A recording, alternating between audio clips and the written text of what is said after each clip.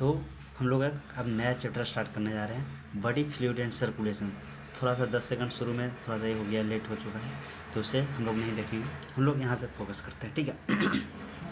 ये भी कोई ऐसा वैसा नहीं है, एक वन शॉट चलेगा, वो भी वन शॉट किससे चल रहा है, एनसीईआरटी मैप है, जो भी लाइन है वो टोटली एनसीईआरटी का रहेगा और वो आकाश का है, समझे ना बात को। तो हम लोग चाहेंगे क्या कि 1 घंटा में काफ़ी शॉर्टली इसको एक घंटा से कम ही टाइम लेने का प्रयास करूँगा और इसको पूरा को सॉर्ट आउट करने का काम करेंगे। 5 मिनट कोई भी टॉपिक को पढ़िए तो 5 मिनट कम से कम रुकिए, उसके बाद समझ ये है उसके लिए है कि जो रिवीजन कर रहे हो, अब इससे चाहिएगा कि मेरे को समझ में आ जाए, तो ये 100% मैं कहता हूँ कि समझ में नहीं आएगा, बस खाली सुना सुना बट लगेगा। लेकिन जो भी एक बार पढ़े हुए हैं, कहीं से भी कैसे भी लॉन्ग शॉर्ट किन्हीं से भी पढ़े हुए 2-4 घंटा का लेक्चर, उसके बाद ये काफ़ी आसानी से समझ में आ सकता है। कहा है कि बहुत सारे टर्म्स हम यूज करेंगे जो टर्म्स ही वो रहेगा, समझिए कि बात को। पूरा मैकेनिज्म किसी को हम नहीं करने जा रहे हैं, क्योंकि टोटली ये एनसीईआरटी लाइन है, समझिए बात को। और इसको हम लोग चाह भी रहे हैं क्या कि विद इन 1 आवर ख़त्म करें, ठीक है। चलिए देखते हैं, जहाँ तक होता है वो अच्छे होगा। चलिए, तो बात होती है blood vascular system. Blood vascular system, पहले ब्लड को ही बात करते हैं। ये वेस्कुलर सिस्टम क्या, मतलब कि सिस्टम है जिसका ब्लड क्या हो रहा होगा, पासेस थ्रू हो रहा होगा, कहीं कहीं पे जा रहा होगा, कैसे जा रहा होगा, क्या उसको काम है, वो सब देखने को मिलेगा। तो ये ब्लड वेस्कुलर सिस्टम का फंक्शन क्या है कि ट्रांसपोर्टेशन करने का काम करता है। ट्रांसपोर्टेशन ब्लड के थ्रू क्या होगा, ट्रांसपोर्टेशन ऑक्सीजन होगा, न्यूट्रिशन होगा, ग्लूकोज होगा, सब चीज़ ट्रांसपोर्ट होगा। रिमूवल ऑफ हार्मफुल सब्सटेंस, और जो भी हमारे टिश्यू, हमारे सेल के पास जो भी अनवांटेड चीज़ होंगे, जो भी हार्मफुल सब्सटेंस होंगे, वो क्या होंगे सर, रिमूव आउट होंगे। क्या होंगे, रिमूव आउट होंगे। तो मेनली रूप से ब्लड वेस्कुलर सिस्टम का 2 काम, कौन कौन, पहला तो न्यूट्रिएंट्स और ग्लूकोज ऑक्सीजन को पहुंचाना, और दूसरा कि रिमूव जो हार्मफुल सब्सटेंस है उसको बाहर कर देना, जो भी रिमूव कर देना बाहर, जो खराब सब्सटेंस है उसको बाहर कर देना। फिर अब बात करते हैं कॉन्स्टिट्यूएंट्स की, कि ब्लड में होते क्या क्या हैं। तो ब्लड में क्या क्या होते हैं, ब्लड वेसल्स, और ये पहले बताइए कि कॉन्स्टिट्यूट ऑफ द ब्लड रहते कहाँ पे हैं। तो ये ब्लड वेसल्स और हार्ट के पास रहते हैं। कहाँ रहेंगे, ब्लड वेसल्स और हार्ट के पास रहेंगे। और ये बनते कहाँ पे हैं, तो रेड बोन मैरो में। ये हम लोग को देखने को कहाँ पे मिल सकता है, जैसे मुर्गा खाते हो, मुर्गा पकाए, हड्डी काफ़ी सीज गया है, हड्डी को जब तोड़ते हो गए तो वो ब्राउन कलर का एक इस तरीका का हड्डी है, तो इसको में ब्राउन कलर का रहता है। तो ये जो होता है ना, वो ब्राउन कलर का मेनली उससे नहीं रहता है, ये ज़्यादा हीट हो जाने के कारण डीनेचर हो जाती है, ये डीनेचर हो जाती है जिसके कारण वो कलर हो जाती है। वो एक तरीका से बोन मैरो ही रहती है, ठीक है। क्या रहते हैं सर, बोन मैरो रहती है, हाँ बोन मैरो रहती है। हमने तो उसको कच्चे में उसको तोड़ के भी देखा है, बहुत हार्डली टूटता है। वो सच में दूसरा टाइप का रहता है, जो ब्राउन दिखता है वो ब्राउन होता नहीं है, ठीक है। क्यों ब्राउन हो जाती है, क्योंकि वो डीनेचर हो जाती है। डीनेचर क्यों हो जाती है, क्योंकि हम लोग उसको काफ़ी ज़्यादा हीट दे देते हैं। क्यों हो जाते हैं, क्योंकि काफ़ी ज़्यादा हम लोग हीट दे देते हैं। कंपोनेंट्स, प्लाज्मा, प्लाज्मा 2 भागों में बांटते हैं। प्लाज्मा, पहले प्लाज्मा की बात कर लेते हैं। तो प्लाज्मा कितने परसेंट, 45%, और सॉरी 55%, और उधर जो होते हैं वो ब्लड कंस्टिट्यूएंट कितना हो जाते हैं, 45% हो जाते हैं। ब्लड उधर वाला कितना, 45%, और इधर प्लाज्मा कितना, 55%। अब प्लाज्मा में वाटर कितना होता है, तो 92%। सबसे ज़्यादा कौन होता है, एक क्वेश्चन आता है, हाँ ये आ जाता है कि ब्लड प्लाज्मा में पानी का मात्रा कितना है, तो 90 से 92। प्रोटीन 6 से 8%। फाइब्रिनोजेन, फाइब्रिनोजेन कहाँ पे, डायरेक्ट फाइब्रिनोजेन नहीं समझिए आप। सबसे पहले सोचिए कि कहीं पे कटा, ऐसे है यहाँ पे कटा, तो यहाँ पे कटता है तो सबसे पहले यहाँ पे एक्टिव होने वाला जो होता है वो कौन होते हैं, थ्रोम्बोकाइनेज। कौन होते हैं, थ्रोम्बोकाइनेज। थ्रोम्बोकाइनेज जो होती है एक्टिव, मान लेते हैं कि ऐसे एक फिंगर है, ये मान लीजिए कि ये फिंगर है और यहाँ पे कट हो गया, ठीक है, कट हो गया। तो यहाँ पे कट हुआ ना, तो सबसे पहले यहाँ पे निकला थ्रोम्बोकाइनेज, थ्रोम्बो थ्रोम्बोकाइनेज, थ्रोम्बोकाइनेज, ठीक है। थ्रोम्बोकाइनेज से एक्टिव हुआ थ्रोम्बोब्लास्टिन, थ्रोम्बो थ्रोम्बोब्लास्टिन। थ्रोम्बोब्लास्टिन से एक्टिव कौन होता है, थ्रोम्बोब्लास्टिन से एक्टिव कौन होता है, थ्रोम्बिन। कौन होता है, थ्रोम्बिन। थोड़ा सा मीनिंग देख लीजिएगा, बोल सही रहा हूँ, लिखा गलती रहा होगा शायद।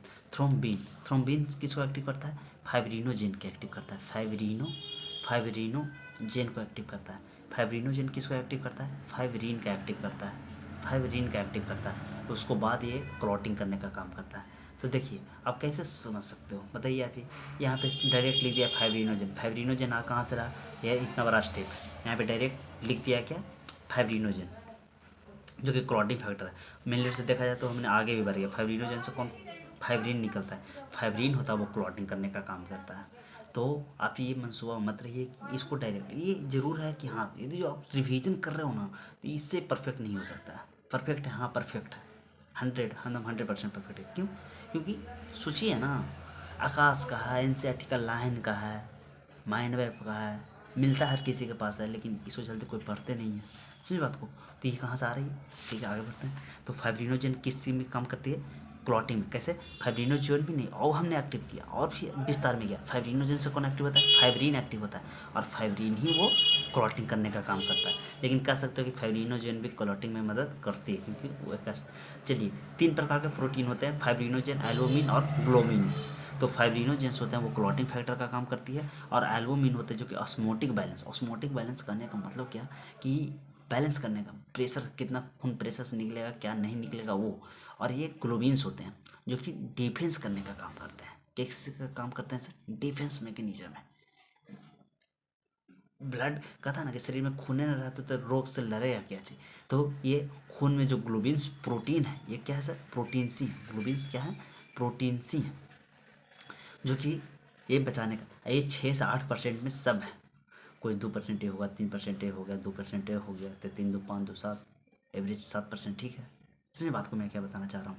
तो इस तरीक़ा से मिनरल्स कौन कौन सा पाए जाते हैं ब्लड में? तो sodium, calcium, magnesium, carbonic carbonic chloride, ions, ये सब पाए जाते हैं। न्यूट्रिशन में क्या क्या होते हैं सर? तो ग्लूकोज जिसका C6H12O6 हो जाता है। देखिए फिर sir amino acid, amino acid है क्या? प्रोटीन का सबसे छोटा फॉर्म सी है, प्रोटीन का सबसे छोटा फॉर्म सी है अमीनो एसिड।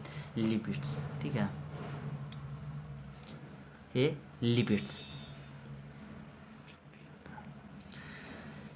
ठीक है। तो यहाँ तक कोई दिक्कत है? कोई दिक्कत नहीं है। अभी इधर से चलते हैं, medium of the transportation, medium of transport, the water हो गया और ब्लड और लिम्फ हो गया। वाटर क्या होता है सर? स्पॉन्जी और सिलेंट्रेटा। कहने का मतलब क्या कि स्पॉन्जी और सिलेंट्रेटा क्या है? स्पॉन्जी पोरीफेरा का एग्जाम्पल है, सिलेंट्रेटा क्या है? एक अपने आप में फेलम है। तो इसको जो ट्रांसपोर्टेशन का काम करती है वो वाटर करती है। और ये जो हम लोग में है, हम लोग में किसी भी चीज़ को ट्रांसपोर्ट करने का काम आता है ह्यूमन से। हम लोग कहने का मतलब कि ह्यूमन्स की बात कर रहे हैं, एनिमल्स फैमिली की बात कर रहा हूँ। तो उसमें जो ट्रांसपोर्टेशन की बात आती है तो उसमें ब्लड ट्रांसपोर्ट करती है। जबकि हाइड्रा हो गया, या स्पॉन्जी स्पॉन्जी जो बोल रहा है, ये सेलेंट्रेटा को जो भी फैमिली है बायोल्यूमिनेसेंस वाला, ऐसे सब का सब उसमें किस चीज़ से हो जाती है सर? तो वाटर से हो जाती है। ब्लड और लिम्फ, देखिए हम लोग में ट्रांसपोर्ट किस चीज़ होती है? ह्यूमन्स को एग्जाम्पल दे दिया है ना। देखिए मैंने बोल रहा था, पहले ही बोल रहा था, ब्लड का ह्यूमन। तो ये एक वो वर्ड अपने आप में बहुत बड़ी चीज़ बोल के निकलते जा रहे हैं, ठीक है ना। तो खाली बस रिवीजन के लिए बेस्ट है, उसमें कोई जो देखिए 55% यहाँ पे हुआ था ना बाबू। देखिए 55% प्लाज्मा के रूप में बांटे। अब ये जो 45% था फॉर्म्ड एलिमेंट, कौन सा एलिमेंट था? Form element. उसको कितने भाग में बांटते हैं? 3 भाग में, आरबीसी, डब्ल्यूबीसी, प्लेटलेट। आरबीसी क्या है? तो red blood cell, white blood cell, और प्लेटलेट्स। प्लेटलेट्स का एक और नाम क्या है? थ्रोम्बोसाइट्स कहा जाता है। डब्ल्यूबीसी को ही नाम है ल्यूकोसाइट, और आरबीसी का नाम है इरेथ्रोसाइट्स। इरेथ्रो का मतलब ही होता है रेड, ठीक है ना। लीको का मतलब होता है डिफेंस, या डिफेंस ही मान के चलिए, ठीक है ना। थ्रोम्बो का मतलब होता है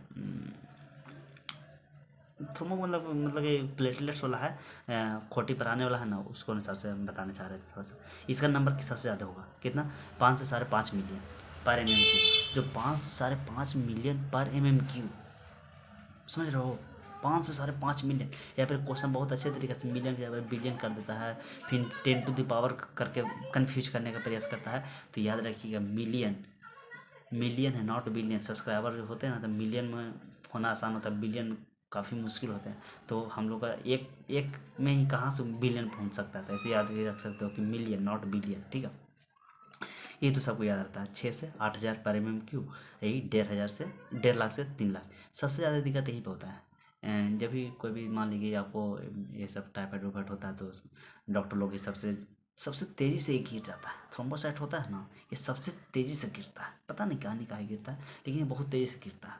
ये हम लोग का शरीर में यदि जो 50,000 से नीचे हो जाता है तो वो क्रिटिकल सिचुएशन पे चले जाते हैं। 20,000 से नीचे आ गया तो तब वहाँ क्रिटिकल, 50,000 से नीचे तब तक पानी उनी दम कंटिन्यूसली है चढ़ते ही रहेगा। लेकिन 50,000 से ऊपर ही 1.5 लाख से ऊपर रहना चाहिए।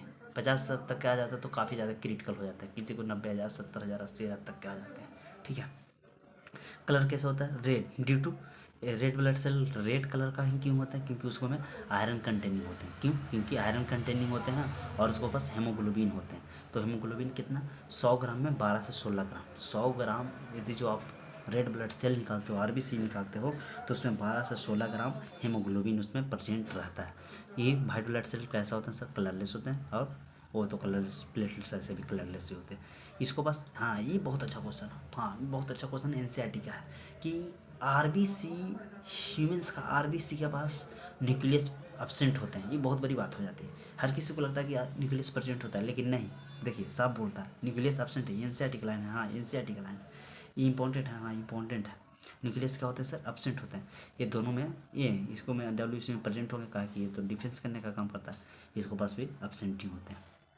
लाइफ स्पेन सबसे 120 दिन ये होता है, इसको 6 से 8 दिन होता है या 12 दिन मानते हैं, और ये शॉर्ट लिव्ड होता है। ये काफ़ी कम समय जीते हैं, इसी के कारण इसका संख्या घट जाती है। क्या है कि जब भी मान लीजिए कि हमको हो गया टाइफाइड, तो टाइफाइड हो गया तो उस समय हमारे अंदर जो उसका बैक्टीरिया है सैल्मोनेला टाइफाई, वो हमारे अंदर आ जाते हैं।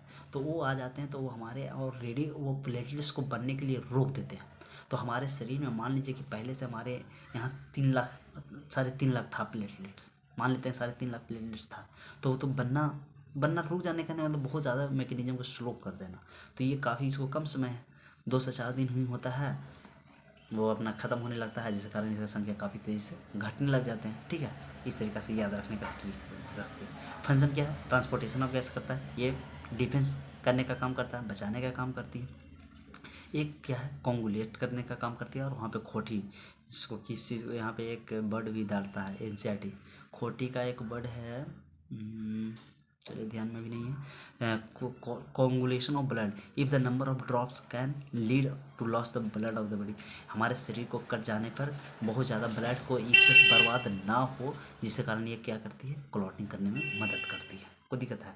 अभी इसको हम लोग बांटते हैं, डब्ल्यूबीसी को बांटते हैं 2 भाग में, ग्रैनुलोसाइट और ये ग्रैनुलोसाइट।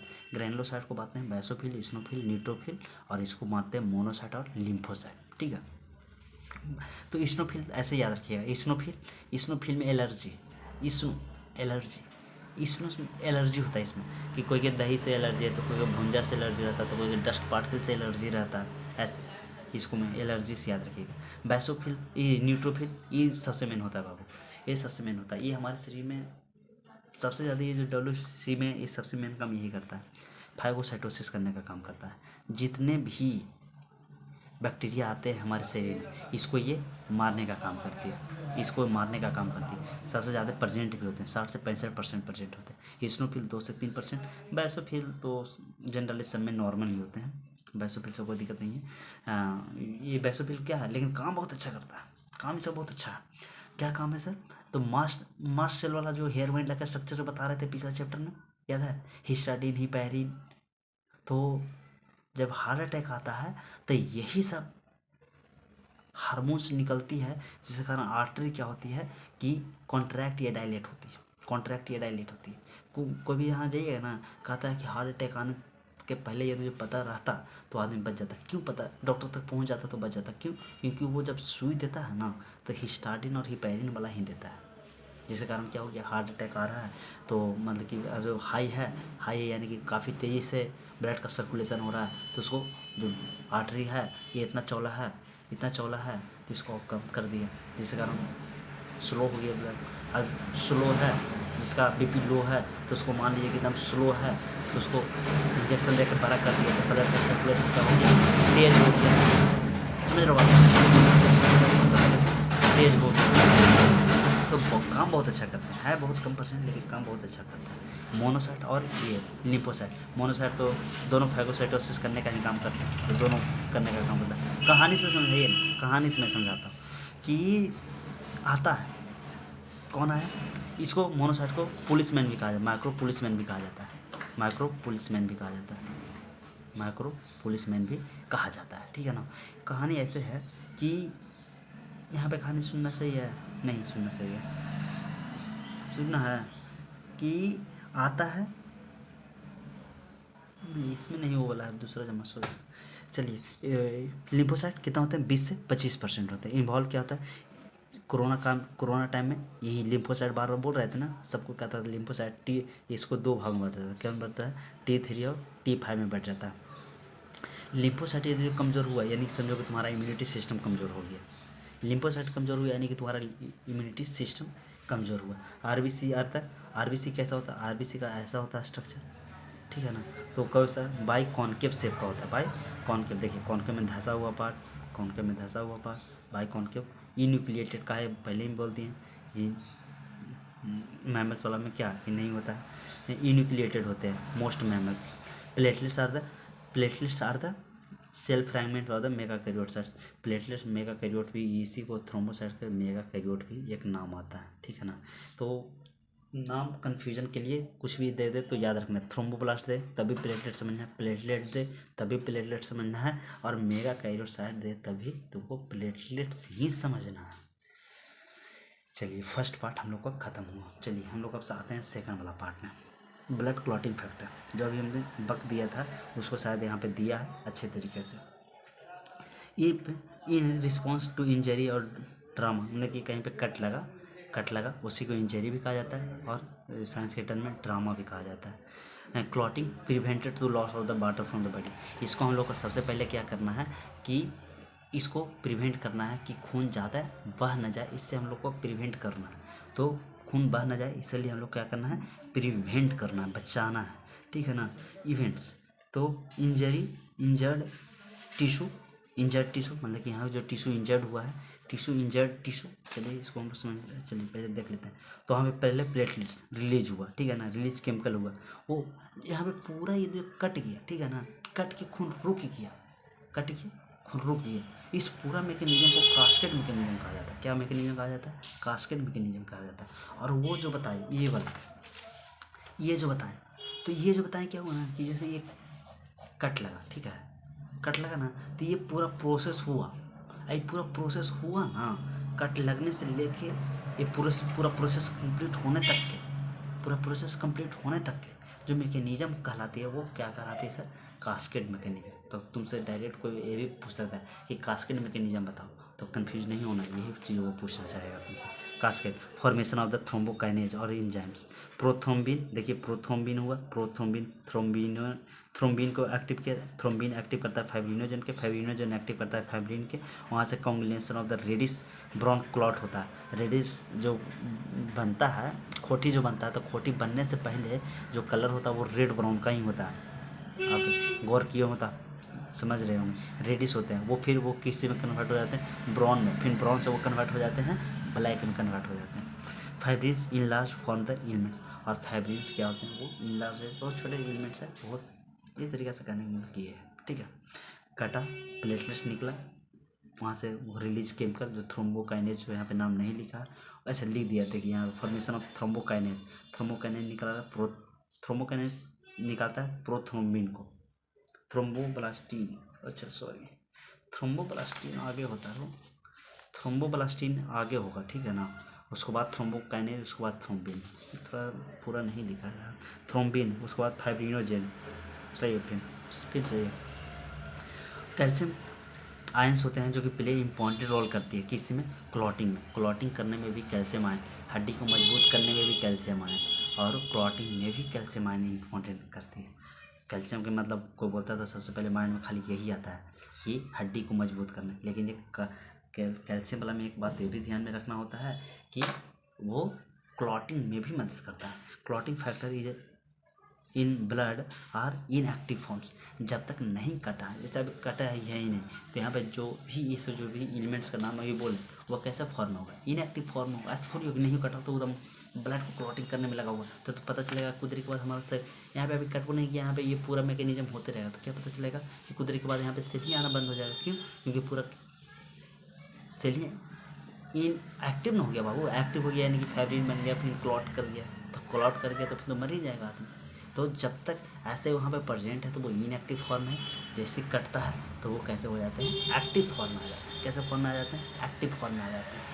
चलिए तीसरा पॉइंट्स बात करते हैं यहाँ पे ब्लड वेसल्स। थोड़ा वो जो वॉइस आएगा उसको आप इग्नोर करिए, यहाँ पे मेन पॉइंट्स पे ध्यान देने का प्रयास करिएगा, ठीक है।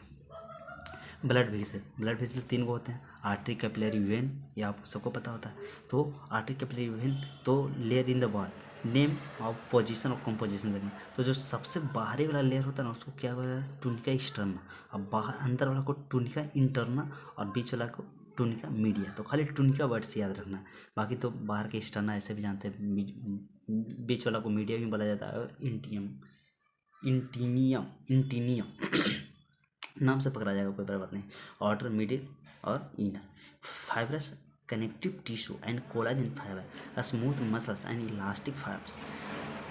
अच्छा, ये जो होता है वो कैसे होते हैं, टुनके जो स्टर्ना होता है वो कैसे होता है, फाइब्रस होते हैं, कनेक्टिव टिश्यू होते हैं, और कोलाजन फाइबर होते हैं। कैसे होते हैं, कोलाजन फाइबर होते हैं। और टुनके मीडियम जो मिडिल वाला वो कैसे होते हैं, स्मूथ मसल्स होते हैं। कैसे होते हैं, जो बीच वाला जो होते हैं वो स्मूथ मसल। कहने का मतलब क्या बोलना चाह रहा है कि जैसे मान लेते हैं कि ये आर्टरी है, ठीक है, तो ये बाहर वाला लेयर है तो ये टुनिका एक्सटर्ना कहलाती है। ये अंदर वाला भी एक लेयर होगा ना, उसको टुनिका मीडिया कहा जा रहा है, और ये अंदर वाला टुनिका इंटरना कहला रहा है। तो ये टुनिका एक्सटर्ना है वो फाइब्रस कनेक्टिव टिश्यू होता है। कैसा होता है, फाइब्रस कनेक्टिव टिश्यू होता है, और कोलाजन फाइबर होता है। क्या होता है, कोलाजन फाइबर होता है, ठीक है। और ये टूनिका मीडिया पीछे वाला है तो वो कैसा होता है, स्मूथ मसल का बना हुआ रहता है। किसका बना हुआ रहता है, स्मूथ मसल्स से हम लोग पढ़ लिए हैं, स्मूथ मसल्स का बना हुआ रहता है, ठीक है। और उसके बाद इलास्टिक फाइबर, ये क्या होता है, इलास्टिक फाइबर का होता है, ठीक है ना। इस तरीक़े से याद रखने वाला ये चीज़ है, ठीक है। ये आर्टरी होता है, आर्टरी हम लोग जानते हैं कि थिक होता है, थोड़ा सा मोटा होता है। वेंस क्या होते हैं, थीन होते हैं। ये सब तो छोटा क्लास की बात है कि आर्टरी क्या होता है, मोटा होता है, मोटा होने के कारण नैरो होता है, नैरो होने के कारण प्रेशर। जैसे पाइप में हम लोग को याद है कि छोटा में हम लोग जब पाइप हम लोग पानी से निकालते थे तो ऐसे करते चाटते थे, उसको चाटते थे ना तो देखते थे कि दूर जाता था पानी, उसको रेंज क्या होता था, ज़्यादा हो जाता था। क्यों ज़्यादा हो जाता था, क्योंकि जब ये नैरो होगा तो प्रेशर ज़्यादा होगा, जब प्रेशर ज़्यादा होगा तो यहाँ से प्रेशर से निकलेगा।